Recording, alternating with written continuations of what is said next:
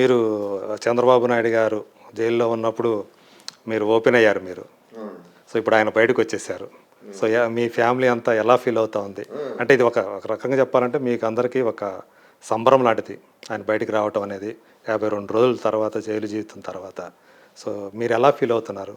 చాలా happy feel అవుతామండి. అంటే ఆయన ఏ ఎలిగేషన్స్‌తో అయితే ఆయన లోపల ఉంచారో, ఆ ఎలిగేషన్స్ సంబంధించి ఏం చెప్తారు? అవి విచారణలో అంటే జ్యుడిషియల్ విచారణలో, కోర్టు విచారణలో అవన్నీ వీగిపోతాయని నమ్ముతున్నారా?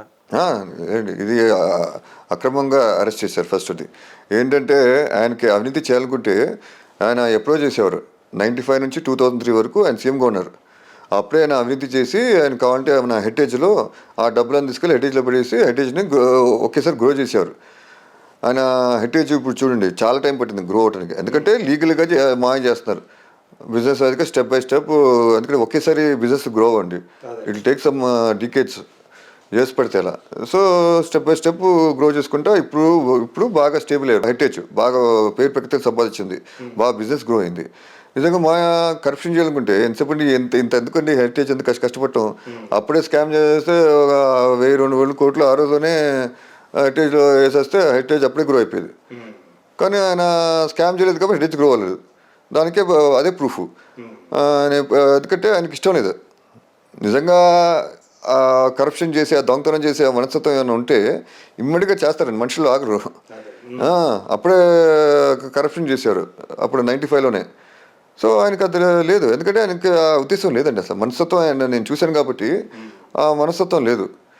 అంటే ఏదో నా మాయని చెప్పట్లేదు, అది జనంగా తెలుసు. 95 నుంచి 2003, 2014 నుంచి 2019 ఆయన ఏ విధంగా చేశారో అన్నీ మీకు అందరికి జనం అందరికి తెలుసు. ఇంకోటి అంటే మనం అరెస్ట్ చేసినప్పుడు ఇప్పుడు నేను నేరం చేస్తానండి, ఎఫ్ఐఆర్లో పేరు రాయాలి. ఆ నేరం ఏంటో ప్రూవ్ చేయాలి. ప్రూవ్ అంటే ఉంటుంది, ఎందుకంటే ఇప్పుడు మనం మాయ సీఎం అయినప్పుడు గవర్నమెంట్ ఆఫీస్లో సంతకాలు కానీ దాంతో పేపర్స్ రికార్డ్స్ అన్నీ ఉంటాయండి. ఆ రికార్డ్స్ ముఖ్యమంత్రి నుంచి వెళ్ళిపోయిన తర్వాత కూడా వచ్చే నెక్స్ట్ ముఖ్యమంత్రి కూడా అవన్నీ ప్రూఫ్స్ ఉంటాయండి. దాన్ని ట్యాంపర్ చేయలేదు. సో ఈ ప్రూఫ్స్ అని బయటపెట్టచ్చు. అందులో ప్రూఫ్స్ చూపించారని చూపలేదు, ఎందుకంటే ప్రూఫ్స్ లేవు కాబట్టి. వాళ్ళ అక్కడ ఆఫీస్లో ఉంటాయని ఇష్టం ఉంటే ఫైల్ గిప్పటాలు ఉండవు. ఎందుకంటే చాలా ఇంపార్టెంట్ అది. స్కిల్ డెవలప్మెంట్ కేసు అది. ఇంకా ట్యాంపర్ ఇదండి ప్రూఫ్స్, అది ఇంకా పెద్ద నేరం అవుతుంది. సో వాళ్ళు ఎఫ్ఐఆర్లు పేయలేదు, ప్రూఫ్స్ లేవు. 36 నిందితుడు 37 ఇది అనుకుంటండి, దాని కింద అక్యూజ్డ్ కింద పెట్టారు. దాంతో గవర్నర్ సంతకలేదు. Without governor, without FIR how can arrest him?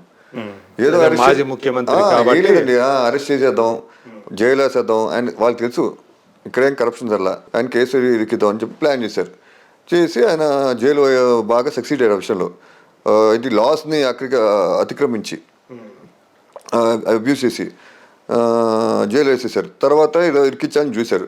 So ఆయన చేయలేదు కాబట్టి లక్కీగా బయటపడారు. ఇంకో ఇంపార్టెంట్ విషయం చెప్పాలనుకుంటాను. ఏమన్నారంటే 358 కోట్లు స్కామ్ చేసిందన్నారు. తర్వాత మళ్ళీ వచ్చేమో జడ్జి అడిగితే మళ్ళీ ఒకసారి జడ్జి చెప్తే 358 అన్నారు. మళ్ళీ వస్తే 27 కోట్లు అన్నారు. వాళ్ళకి ఇది లేదు, క్లారిటీ లేదు. ఇంకోటి ఏంటంటే 27 కోట్ల స్కామ్ అంటే అది ఎవరైనా అవుతారండి. అంటే రూపాయిగా స్కామ్ చేసినా స్కామే. నేను ఆ డబ్బులు గురించి చెప్పట్లేదు, కానీ కామన్ సెన్స్గా ఆలోచిస్తే చంద్రబాబు మాయ ఇక్కడ హెరిటేజ్లో 100 కోట్లు సంపాదిస్తున్నారు. ఆయనకి ఎందుకండి ఈ 27 కోట్ల స్కాము? మామూలు కూడా అంటే మన మిడిల్ క్లాస్ వాళ్ళు మధ్య అపార్ట్మెంట్స్ కల్చర్ చాలా వస్తున్నాయి, విలాస్ కడుతున్నారు. సో చాలామంది ఏం చేస్తున్నారంటే రియల్ ఎస్టేట్ పనులు చేస్తున్నారండి. రియల్ ఎస్టేట్గా డబ్బులు వేయటం, అందులో పెట్టుబడి పెట్టడం, ఇన్వెస్ట్ చేయటం, ఇవన్నీ చేసి ఈజీగా 50-60 కోట్లు, 40-50, 25 అలా సంపాదిస్తున్నారు. సో మాయాకి తలుచుకుంటే రియల్ ఎస్టేట్లో పెట్టుకుంటే ఆయనకి ఎంతో 100 కోట్లు వస్తాయి. ఈ 27 కోట్లకి ఎందుకండి స్కామ్? మాయ అంత పెద్ద ముఖ్యమంత్రి, 14 సంవత్సరాలు ముఖ్యమంత్రి, అపోజిషన్ లీడర్, అంత పేరు ప్రఖ్యాతులునే ఎందుకు ఈ 27 కోట్ల కోసం స్కామ్ అని చేస్తారండి చంద్రబాబు నాయుడు గారు? చేస్తే 10,000, 20,000 చేయాలి. సో ఇవన్నీ బేస్లెస్ అండి. ఏదో బురద చల్లాలి, నాశనం చేయాలి, ఇంకోటంటే వచ్చే ఎలక్షన్స్లో చంద్రబాబు నాయుడు ఉండకూడదు, వన్ సైడ్గా రిగ్గింగ్ చేయాలి, లోకేష్ గారు అరెస్ట్ చేయాలని చూశారు. అందరినీ వేసేస్తే జైల్లో లీడర్స్ ఉండరు, బాలకృష్ణ ఒకరే మిగిలిపోతారు, ఒక సైడ్ రిగ్గింగ్ చేస్తే అయిపోతుంది అని చెప్పి ప్లాన్ చేశారు. అదే వాళ్ళకి బెడేసి కొట్టింది. సో ఇది అక్రమం అరెస్ట్. నేను ఖండిస్తున్నాను. యాక్చువల్లీ ఇది న్యాయం గెలిచి ఆయన బయటకు వచ్చారు. అదండి. సో ఆయన ప్లాన్ ఆఫ్ యాక్షన్ ఎలా ఉండబోతోంది అంటే నెక్స్ట్ ఎలక్షన్స్ సంబంధించి మీ యొక్క ప్రిడిక్షన్ ఏంటి? ఆయన ప్లాన్ ఏంటంటే జనం కోసం పోరాడుతున్నారు.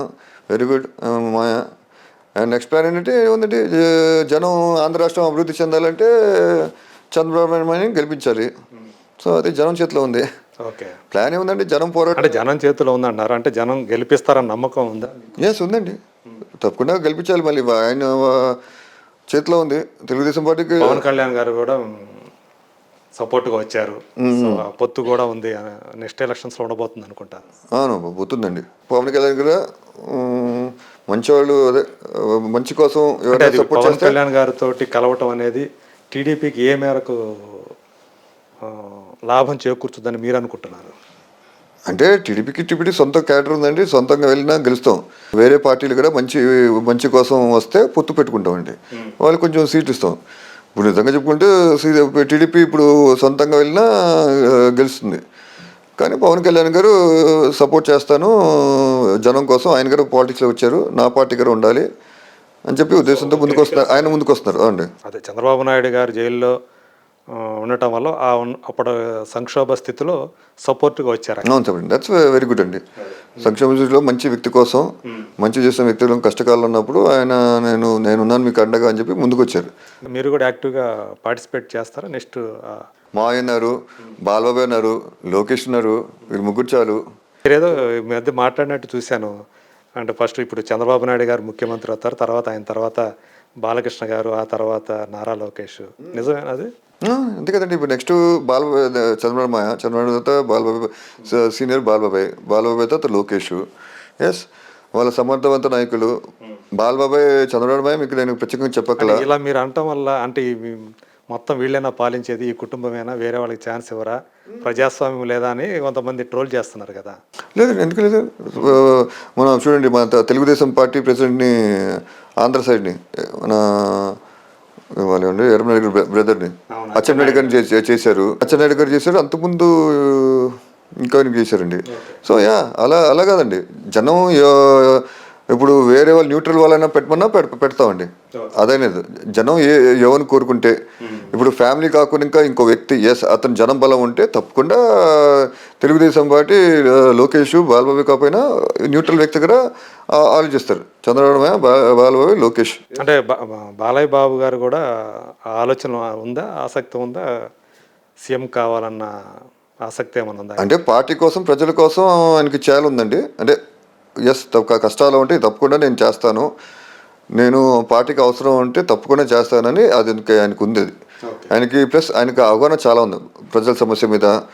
అంతే, నాలెడ్జ్ ఉంది బాగా. ఆయనకి అవకాశం రాలేదు, వస్తే మాత్రం ఆయనకి బయట పెడతారైనా. సో దాంతోనే మనం అందరూ ఆశ్చర్యపోతాం. బాగానే ఉంది, మనం ఏదో అనుకుంటున్నాం కానీ లోక పరిజ్ఞానం చాలా ఉంది, రాజకీయ పరిజ్ఞానం చాలా ఉంది అని అనుకుంటారు. మీరు అందరూ అనుకుంటారు. యాక్చువల్గా అన్స్టాపబుల్ షోస్ తోటే చాలా మంది తెలుస్తుంది ఆయనకున్న నాలెడ్జి. అవును, ఇప్పుడు అంటే ఆయన ఎప్పుడు దాకా అది బయట పెట్టే అవకాశం ఆయనకి రాలేదు. ఈ అన్స్టాపబుల్ తోటి బయట పెడుతున్నారు. ఆయన చాలా విషయాల మీద ఆయనకి మంచి అవగాహన ఉంది, తెలుస్తూ ఉంది. అవును, ఆయన 82 నుంచి పార్టీలో పార్టీ చాలా యాక్టివ్గా ఉంటున్నారు. ప్రతిసారి క్యాంపెయిన్ చేస్తున్నారు, అక్కడ ప్రజల సమస్యలు తెలుసుకుంటున్నారు. అండ్ అక్కడ నాయకులు ఎవరు, ఏంటి, ఏం చేస్తున్నారు, బాగా పని చేస్తున్నారా లేదా ఇవన్నీ బాగా తెలుసుకుంటున్నారండి. Is taking the feedback. Actually ఒక లోకల్ లీడర్స్ మాట్లాడి వీళ్ళు ఎలా పనిచేస్తున్నారు, ఇక్కడ ఎలా ఉంది పార్టీ బలం, ఎలా ఉంది, ప్రజల సమస్యలు ఎలా ఉన్నాయి, ఏంటి అని అడిగి తెలుసుకుంటున్నారు. యాక్చువల్లీ బాగా తెలుసుకుంటారు. నేను అది పరిజ్ఞానం ఉంది. బాలబాబు లోకేష్ గారు బాగా ఇప్పుడు పాదయాత్ర చేసి మంచి పేరు సంపాదించుకున్నాడు. యువకులం అన్ని రోజులు పాదయాత్ర అంటే మళ్ళీ ఇప్పుడు స్టార్ట్ చేస్తాడు. సో అండ్ స్పీచ్లు, మాస్ టైప్ స్పీచ్లు అది అద్దరు కొడుతున్నాడు. మంచిగా రఫ్గా గడ్డం పెంచుకుని రియల్ మాస్ హీరో అయినా అద్దరు కొడుతున్నాడు బాగా. సో అతనికి పరిపాలన బాగా అవగాహన ఉంది. ఆయన ఐటీ మినిస్టర్గా ఉన్నప్పుడు పంచాయతీ శాఖ మినిస్టర్గా చేసినప్పుడు ఆయన బాగా అద్భుతంగా చేశారు ఆయన. ఓకే. ఆయన వెళ్ళి దేశ విదేశాలు వెళ్ళి ఐటీ కంపెనీస్ని ఇక్కడ రప్పించడం. దాని తర్వాత అదే కాకుండా ఇంకా మన సిమెంట్ రోడ్లు ఎన్నో వేల కిలోమీటర్లు సిమెంట్ రోడ్ ఇప్పించారండి రాష్ట్రంలో. లోకేష్. సో ఏ మంత్రి చేయని పని ఆయన చేశారు. సో అది దాని తర్వాత ఎల్ఈడి లైట్స్ ఇలా అన్ని విధాలుగా డెవలప్మెంట్ సో ఆయన కూడా అర్హుడు అంటారా గ్యారంటీ ఆ పదవికి? ఆయన ఇప్పుడే కదండి నగదు బదిలీ పథకం ఆయన అతనునే స్టార్ట్ అయింది యాక్చువల్లీ. ఆయన అతనే ఆలోచనతో మళ్ళీ మా ఐడియా తెలియదు కానీ విదేశాలన్నీ తిరిగి ఈ పథకం మంచిదా కాదని చెప్పి విశ్లేషించుకుని వచ్చి వాళ్ళ నాన్నకి ఇది డైరెక్ట్గా వాళ్ళంటే మధ్యలో మధ్యవర్తులు డబ్బులు తినేస్తారు దళారుల్లో కాకుండా. సో వాళ్ళకి డైరెక్ట్ కాలర్స్ అంటే ప్రజలు నష్టపోరు, గవర్నమెంట్ నష్టపోదు, డైరెక్ట్గా వాళ్ళకే లాభం చేకూరుతుందని చెప్పి ఆ నగదు బదిలీ కోసం మాయకి చెప్పడం జరిగింది. ఓకే. దాంతో ఆ పథకం తీసుకొచ్చారు. సో అది సో అలా ఆయనకి డెడికేషన్ ఉందండి. తండ్రి తరహాలో ఆయన కూడా ఒక విజన్ ఉంది, విజన్ ఉంది. ఇది లేకపోతే ఎందుకంటే హ్యాపీగా కూర్చోవచ్చు, హెడ్ చూసుకోవచ్చు, చక్కగా మన మదర్ ఉంది, సపోర్ట్ చేస్తారు. ఎందుకు పాలిటిక్స్? అంతకుముందు ఎప్పుడు భువనేశ్వర్ గారు కూడా ఇట్లా రాలా? ఆమె కూడా ఈ మధ్య కాలంలో బయటకు వచ్చి అంటే భర్త కష్టాలు ఉన్నప్పుడు ఒక భార్య బయటకు రావాలండి. సో తన కర్తవ్యం నెరవేర్చడానికి నా భర్తకి అన్యాయం జరిగింది, నేను బయటకు రావాలని చెప్పి ఉద్దేశంతో ఇంకా తప్పని పరిస్థితిలో రావాల్సి వచ్చింది. సో ఆయన నిజానికి చంద్రబాబు నాయుడు గారు జైల్లో ఉన్న ఈ 52 రోజుల్లో మీ కుటుంబం అంతా ఎలా అంటే దాన్ని ఎలా తీసుకుంది అసలు? అంటే మీరు ఇబ్బందులు పడ్డారా? మీకు అందరూ అంటే మీ అందరూ కూడా మీ కుటుంబం అంతా కలవటానికి అదేమైనా దోహదం చేసిందా? అంటే ఒకరికొకరు మోరల్ సపోర్ట్ చేసుకోవడానికి, నిలబడటానికి? అవునండి. అంటే కుటుంబం మామూలుగా సుఖం మన సంతోషంగా ఉన్నప్పుడు మేము జనరల్గా కలుస్తూ ఉంటాండి. ఈ ఫెస్టివల్స్ అప్పుడు ముఖ్యంగా దీపావళి ఎప్పుడు కలుస్తూ ఉంటాం, చక్కగా ఫోన్లో మాట్లాడుతాం. మనం సుఖంలో ఉన్నప్పుడు కాదు, కష్టంలో ఉన్నప్పుడు కలిసిమెలిసి ఉండాలన్నప్పుడు దిస్ ఫస్ట్ బాగా పెద్ద క్రైసిస్ అండి మనకి. ఓకే. అప్పుడు నా లక్ష్మీ పార్టీ అప్పుడు వచ్చింది. తర్వాత పెద్ద క్రైసిస్ అంటే ఇదే అండి. తీసుకెళ్ళి మా ఆయన జైల్లో పడేయటం అనేది అందరు షాక్ అయ్యారు. అసలు అందరూ అప్సెట్ అయిపోయారు, డిసప్పాయింట్ అయిపోయారు. అంతే కదండి. అసలు మనకి అంటే ఎప్పుడు అలవాట్లేదండి మాకు ఈ అరెస్టులు, ఈ క్రిమినల్ పాలిటిక్స్, హత్యలు చేపించడం, మర్డర్లు చేపించడం, బాంబులు, ఇవన్నీ జైలు, కోర్టులు, మా ఫ్యామిలీకి అది అలవాట్లేదండి. మీరు చూస్తుంటే నారా నందమూరి ఫ్యామిలీ కూడా అసలు ఎప్పుడు ఇలాంటి పనులు చేయము, ఆ వాతావరణం అలవాట్లేదు. ఓకే. అది క్రిమినల్ ఫ్యామిలీకి అలవాటు, జైలుకి వెళ్ళటం, రావటం, వేలు మీద రావటం, ఇవన్నీ అలవాటు. మాకు అలవాట్లేదు. సో ఇవన్నీ చూసి ఏంటి మా ఏంటి జైల్లో ఉంటాం ఏంటి, అసలు ఏం నేరం చేస్తే ఓకే అండి, ఎస్ కరప్షన్ చేస్తే తీసుకెళ్ళి తీఆర్లో జైలు పడండి, ఇక్కడ కాదు తీఆర్లో జైలు పడినా ఎవరేం అనుకోరు. కానీ ఏ నేరం చేయని చంద్రబాబు నాయుడు మాయ అలా ఈ విధంగా అక్రమంగా అరెస్ట్ చేసి ఇలా అన్యాయంగా జైలు పడేయటం అనేది ఎవరు జీర్ణించుకోలేపారు. సో బట్ ఏం చేస్తామంటే మేము ధైర్యంగా ఉన్నాం. రాజమండ్రికి వెళ్ళాము, నేనే వెళ్ళాను రాజమండ్రికి మా వైఫ్ తీసుకుని. విజయవాడకి వెళ్ళాను ఫస్ట్ టైం అరెస్ట్ అయినప్పుడు. అరెస్ట్ అయిన రోజునే 9th, ఆ రోజున ఈవినింగే కార్ వేసుకుని విజయవాడకి వెళ్ళిపోయాను నేను. ఆ రోజున లేట్ 10:30 అయిపోయింది వెళ్ళేసరికి. నెక్స్ట్ డే మార్నింగ్ అక్కడే ఉన్నాను. బెయిల్ వస్తుంది అనుకున్నా, రాలేదు. మళ్ళీ ఒక 10 రోజుల తర్వాత మళ్ళీ నేను రాజమండ్రికి వెళ్ళాను. తర్వాత అక్కడ 4 రోజులు ఉన్నాను. మళ్ళీ తర్వాత బెయిల్ వచ్చింది, అప్పుడు వచ్చాము. సో ఆ కష్టకాలంలో ఫ్యామిలీ అందరూ వచ్చి సపోర్ట్గా ఉన్నారండి. మేమంతా ఉన్నాం. నేను కూడా చెప్పాను మా అత్తకి, భువనేశ్వరికి, మేమంతా ఉన్నాం, అత్త అండగా ఉన్నాం, ఏమైనా అవసరం ఉంటే నాకు చెప్పండి, నేను ముందుకు వస్తాను అత్త అని చెప్పడం జరిగింది. బ్రహ్మణికి చెప్పడం జరిగింది. అప్పుడు ఏమైనా ఉంటే చెప్పు Brahmani, we're all there for you, whole family is there, I'm also there, my father అందరూ ఉన్నారు అని చెప్పడం జరిగింది. ధైర్యంగా ఉన్నారు వాళ్ళంతా? ధైర్యంగా ఉన్నారండి. అత్త బాబు మా ఫ్యామిలీ మెంబర్స్కి కొంచెం ఉంటుంది కదండి ఎమోషనల్ అప్సెట్, అంతే కదా, జీవిత సహచరుడు కదా, బాధ ఉంటుంది కదండి, కోపం, బాధ, అది బాగా కనిపించింది. సో ఎస్ నా వరకు అయితే నేను సాధ్యమైనంత వరకు నా సపోర్ట్ ఇచ్చాను. అండ్ ఫ్యామిలీ మెంబర్స్ అందరూ సపోర్ట్ చేశారండి. ఎస్ న్యాయం గెలిచింది, బయటకు వచ్చారు, హ్యాపీగా ఉన్నాం. ఇప్పుడు క్రైసిస్ అంతా అయిపోయిందని అనుకుంటున్నారా? అంటే ఇది ఈ బెయిల్ అనేది తాత్కాలికమే అని చెప్పేసి అంటున్నారు కదా అవతల పార్టీ వాళ్ళు. సో మీరేమనుకుంటారు? మీకున్న నమ్మకం ఏంటి? ఆయన మళ్ళీ జైలుకి వెళ్ళరు అంటే మళ్ళీ ఆ బెయిల్ పీరియడ్ అయిపోయిన తర్వాత మళ్ళీ ఆయన జైలుకి వెళ్ళే అవకాశం ఉంది, ఇట్లాంటిది ఏదన్నా ఉండదు అని చెప్పేసి మీరు అనుకుంటారు? అంటే న్యాయం అంటే అది జడ్జి చేతిలో ఉంది. న్యాయంగా ఉంటే మోయాన్ని అరెస్ట్ చేయాల్సిన అవసరం లేదు, ఎందుకంటే ఇందులో కేసులో ఏం లేదు అసలు. నిజంగా అవినీతి ఉంటే ఇప్పుడు బెయిల్ వచ్చింది కదండి, జైల్లోనే ఉండేవారు. మన కోర్టు గారు ఇచ్చిన తీర్పు ఏమీ లేదు ఇందులో. ఎస్ కరెక్టే, మీరు చూసుకుంటే ఇంతవరకు ఆధారాలు ఏమీ సమర్పించలేకపోయారు. ఏంటి ఆధారాలు అంటే ఏం చేయలేదు కదా, ఆధారాలు ఉంటాయండి జనరల్గా, తప్పు చేస్తే ఆధారాలు ఉంటాయి. ఆధార్ చూపుడు అంటే ఆధార్ లేవు కాబట్టి అంటే చేయలేదు కాబట్టి, ఆయన చేయలేనప్పుడు ఎలా పెడతారని జైల్లో? ఇప్పుడు మీరున్నారు, నేను తప్పు చేస్తాను కానీ పెట్టారు కదా, అదే కదా. అది అన్యాయంగా, అదే అక్రమంగా అరెస్ట్ చేశారండి. ఏదో అరెస్ట్ చేసి, ఎందుకంటే ఒక ప్రాసెస్ ఉండండి. ఫస్ట్ ఇప్పుడు మధ్య కరప్షన్ కేసెస్, ఇప్పుడు జగన్మోహన్ రెడ్డి గారు చూసుకోండి, కరప్షన్ చేసాం అనుకోండి, ముందే ఈడీ వస్తుంది, సిబిఐ వస్తుంది సెంట్రల్ నుంచి, ఎంక్వైరీ చేస్తారు. ఎంక్వైరీ చేసి ఎస్ ఈ అకౌంట్లోంచి ఈ అకౌంట్లో ఎంత డబ్బులు వెళ్ళింది, ఈ అకౌంట్ నుంచి ఈ వ్యక్తికి అకౌంట్కి వెళ్ళింది, ప్లస్ ఐఏఎస్ ఆఫీసర్స్ సంతకాలు ఉండాలి ఫైల్ మీద. ఈ ఐఎస్ ముందు ఐఎస్ ఆఫీసర్స్ పిలవాలి, వాళ్ళని విచారించాలి, వాళ్ళని అరెస్ట్ చేయాలి, దానితో ప్రూవ్ చేయాలి. జరిగేది వాళ్ళ ద్వారా. బ్యాంక్ స్టేట్మెంట్స్ ఉంటాయి, బ్యాంక్ స్టేట్మెంట్స్ బయట పెట్టాలి, ఇవన్నీ చాలా ఉంటాయి. ఆయన ఏం చేయకుండా తీసుకెళ్ళి వచ్చి నేను అరెస్ట్ చేశారు, స్కిల్ డెవలప్మెంట్ అన్నారు, తీసుకెళ్ళి జైలు వేశారు. స్కిల్ డెవలప్మెంట్ అనేది యూత్ కోసం అండి.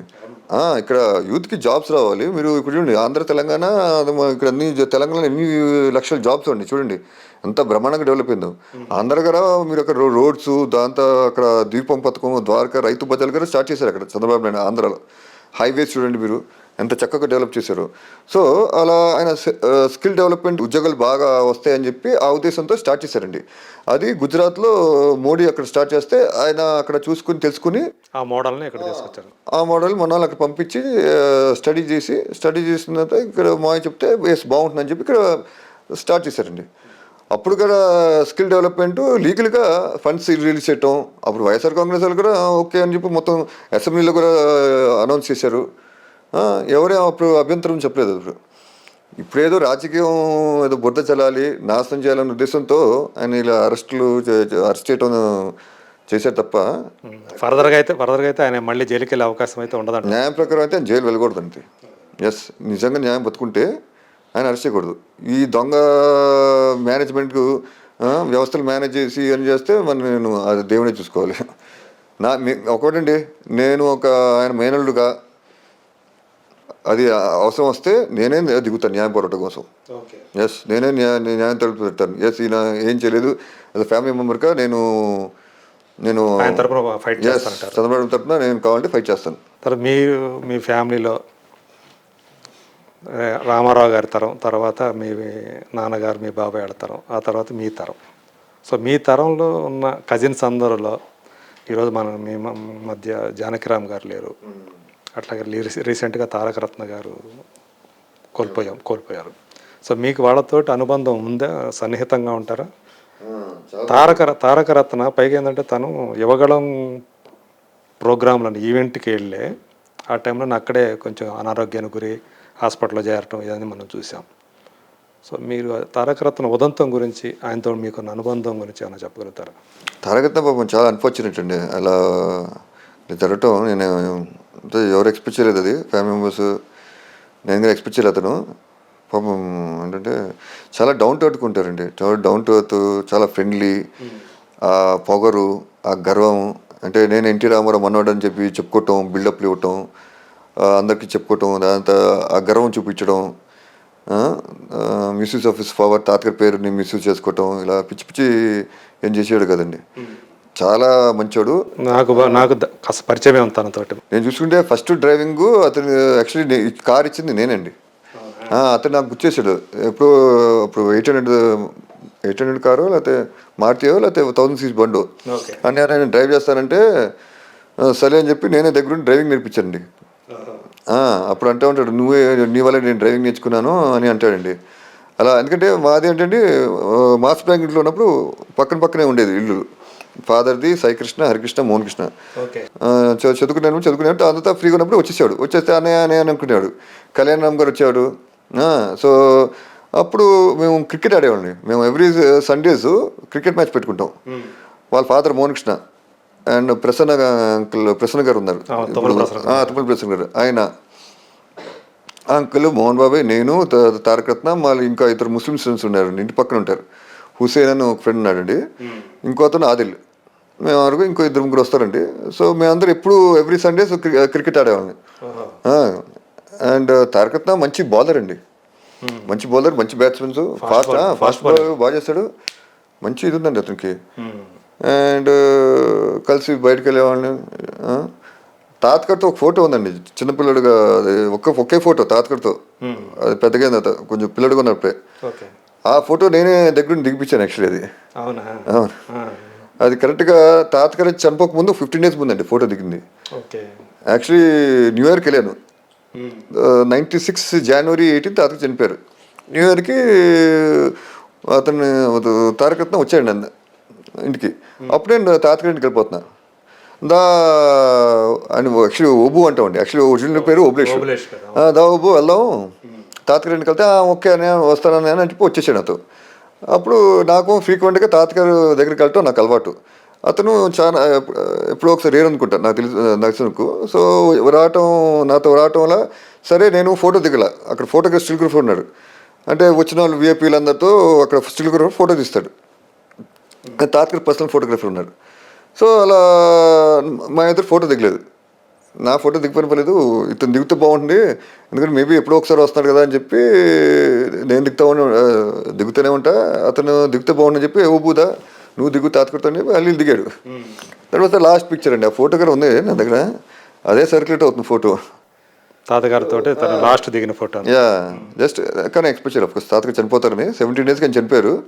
సో అలా మంచి అనుభవం ఉంది. బయటకు వెళ్ళేవాళ్ళని, సినిమాలు చూసేవాళ్ళని. తను తీసుకుని వెళ్ళేవాళ్ళ సినిమాలకి. 70-35 థియేటరు, మళ్ళీ తారకమ్మ థియేటర్కి వెళ్ళేవాళ్ళని సినిమాలకి. సో ఇష్టం ఎంజాయ్ అండి బాగా. Very down to earth person. So unfortunate పాపం ఇలా జీర్ణించుకోలేకపోయాము అసలు, ఏంటిది ఇలా జరుగుతుంది అని ఫీల్ అయింది. జానకిరామ్ కూడా అలానే జరిగిందండి అని. తనది యాక్సిడెంట్ కదా తనది. ఎవరు? జానకిరామ్ బాబు చాలా డౌన్ టు ఎర్త్ మనిషి. అతను సేమ్, అసలు గర్వం లేదు, ఎవరికి చెప్పుకోడు, చాలా నార్మల్ పర్సన్ లాగా ఉంటాడు అతను. నేను సో అని చెప్పి మా బాబాయ్ మా తాత ఇదని చెప్పి ఎక్కలేదు, అందరితో ప్రేమగా ఆప్యాయతగా ఉంటారు. అంటే హరిబాబాయ్ గారు స్ట్రిక్ట్ అండి. హరిబాబాయ్ మా పిన్ని చాలా డిసిప్లిన్గా ఉంటారు. గర్వము, దాంతో చదువు విషయంలో చాలా స్ట్రిక్ట్గా ఉండేవారు. ఈవెన్ తరగతి దగ్గర బాగా చదివేవండి, very well educated, good student, very good student. Janakiram రిషివాలో చదివాడండి, తారకరత్న చెన్నైలో చదివాడు. సో రిషివాలో ఉన్నప్పుడు కూడా అక్కడ ఆశ్చర్యించాలంటే ఒక 2 ఫ్రెండ్స్ చెప్పారు, అసలు అతను ఎన్టీ రామారావు మనని తెలియదంటండి. జానకిరామ్ మామూలుగా ఉండేవంట. తర్వాత ఎవరు చెప్పారంట, వాళ్ళు చూసి షాక్ అయ్యారు, నేను ఎన్టీ రామారావు అన్నాడా అన్నారంట. నమ్మలే వాళ్ళు. కాదు, ఎంత సింపుల్గా ఉంటాడేంటి, నార్మల్ మాలాగా ఉంటాడు, లేకపోతే అది మెయింటైన్ చేసేవాడు కదా, బిల్డప్లు ఉంటే ఏం లేదు నార్మల్గా ఉంటాడంటే. తర్వాత ఓహో చాలా పాపం అంత డౌన్ టు ఎర్త్ మనిషి. వాళ్ళంటే వాళ్ళ ఫ్యామిలీ కదా, బాబాయ్ గారా ఎక్కువ హడావిడి, నేను ఎన్టీ రామారావు కొడుకు నేను బిల్డప్లు ఇవ్వటం, సెక్యూరిటీ ఏమీ లేదు, నార్మల్ లైఫ్. వాళ్ళ కష్టాలంటే వాళ్ళకి తెలియాలి. అంటే తాతగారు అలా అందరినీ అలా పెంచారు. సో రిషివల్లో అలా ఉండేదండి. అతను ఎవరు తెలిసేవారు కాదు, సింపుల్గా ఉండేవాడు అండ్ డిసిప్లిన్గా ఉండేవాడు చాలా. సో అన్ఫార్చునేట్ మా యాక్సిడెంట్ దురదృష్టవశాత్తు. తర్వాత ఆయన కూడా హరిబాబాయ్. సో అవుతాయంటే జరగకూడదు. So it's bad luck. ఇది తారకరత్న జానకిరామ్ కలవటం, ఫ్యామిలీ మెంబర్స్ ఎవరు జీర్ణించుకెళ్ళిపోయారు అసలు. That's life and you have to face it. So అంటే ఒక్కోసారి మనకు తెలియకుండా ఇలాంటి ఎదుర్కోవాల్సి వస్తూ ఉంటుంది, ట్రాజెడీస్, కష్టాలు, బాధలు కూడా. ప్రపంచంలో రకరకాల ట్రాజెడీస్ జరుగుతూ ఉంటాయి. మనకు జరగకూడదని రూల్ ఏదండి. అన్ఫార్చునేట్ బ్యాడ్ లక్ అది. సో వాళ్ళ ఆత్మ శాంతించాలని చెప్పి. అది అందరికి బాధాకరమైన విషయాలు. జానకిరామ్ ఎవ్రీ వీక్లీ వన్స్ మాట్లాడుతూనే ఉండి సెల్ ఫోన్లో. ఓకే, మీకంటే పెద్ద కదా ఆయన? నాకంటే 2 years పెద్ద అండి. అందరు నన్ను పెద్ద మనవాడే అనేవారు. నేను చెప్తా ఉంటాను, నా పెద్దవాడిని నేను కాదు అంటే వాళ్ళకి తెలియదు కదండి. నేను పెద్ద కొడుకు కాబట్టి పెద్ద మనవాడు అంటారు. నేను అంటాను లేదండి, జానకిరామ్ నాకంటే 2 సంవత్సరాలు పెద్ద. ఓకే. సో మీకు తెలియదు కాబట్టి, సో పెద్ద అంటే ఓకే ఓకే అని అన్నారు. మీ ఇంట్లో మీరు ఎంతమంది పిల్లలు? నాకు ఒక సిస్టర్ అండి, నాకు ఎల్డర్ సిస్టర్ ఉన్నారు, కుముదిని. ఓ, మీకంటే ముందు ఆమె అనమాట, కుముదిని గారు. కుముదిని అండి. ఓకే, మీ ఇద్దరేనా? ఇద్దరు అండి. ఓకే. అండ్ షీ ఎక్స్పైర్ అండి, లాంగ్ బ్యాక్ 2000 ఎక్స్పైర్ అయ్యారు. సో ఇప్పుడు అలాంటి ఒక గొప్ప ఫ్యామిలీ నుంచి వచ్చి ఈరోజు మళ్ళీ ఒక సింపుల్గా ఒక బ్రీత్ అనే సినిమాని తీసి మా ముందుకి ప్రజెంట్ చేయబోతున్నారు. సో దీని తర్వాత ఏంటి మీ ప్లాన్స్ ఏంటి? బ్రీత్ రేపు వస్తూ ఉంది, జనాలను దీన్ని ఎలా ఆదరిస్తారని మీరు ఎక్స్పెక్ట్ చేస్తారు? అవును, దీనికి ముందు నేను తీసుకెళ్ళాలి, పబ్లిసిటీ బాగా చేసి తీసుకెళ్ళాలి. ఒకటేనండి, పిక్చర్ కాంటెంట్, స్క్రీన్ ప్లే కరెక్ట్గా ఉంటే డెఫినెట్లీగా అందరు చూస్తారు. Mouth to mouth publicity. So and media వాళ్ళు ఎస్ బాగుందని వాళ్ళు రాయటం, వాళ్ళు రివ్యూస్ అని రాస్తూ ఉంటారు, వాళ్ళు ప్రోత్సహిస్తారు. ఎందుకంటే మీడియా ఇస్ వెరీ పవర్ఫుల్ లేదండి వెపన్. వాళ్ళు ఏంటంటే మంచి సినిమాని మంచిగా ఉందని రాస్తారు, చెత్త కొన్ని చెత్త రాస్తారు. సో ఎప్పుడైతే బాగుంటే మీడియా వాళ్ళు బ్రహ్మాండంగా రాస్తారు. అది కాకుండా జనం కదా మౌత్ టు మౌత్. డైరెక్టర్ కూడా ఎలా తీసాడు అనేది కూడా ఉంటుందా? ఇప్పుడు ఆకేళ్ల వంశీ ఎలా తీసాడు అనేది కూడా అది అఖిల వంశీ చాలా ఎక్సలెంట్గా తీసాడండి. ఫస్ట్ షాట్ నుంచి ఎండ్ షాట్ మంచి స్క్రీన్ ప్లే తీసుకొచ్చాడు. అండ్ మెడికల్ మాఫియా రావటం అనే ఆలోచన చాలా మంచి ఆలోచన అది. సో డెఫినెట్లీ అండి ఇది బ్రహ్మాండంగా ఆడుతుంది. అండ్ నేను కూడా ప్రమోషన్స్ ఇప్పుడు స్టార్ట్ చేయాలి, ఇంకా ఆల్రెడీ లైట్గా స్టార్ట్ చేశాను. సో అండ్ డెఫినెట్లీ బాగా ఆడుతుంది. అండ్ అండ్ జనం ఆశీస్సులు, అభిమాన ఆశీస్సులు, తాతగారు అయిన ఆశీస్సులు తప్పకుండా కోరుకుంటున్నాను. అదే కాకుండా నెక్స్ట్ సినిమా ఫారెస్ట్ బ్యాక్ డ్రాప్లో మంచి ఇది సబ్జెక్ట్ రెడీ అయింది.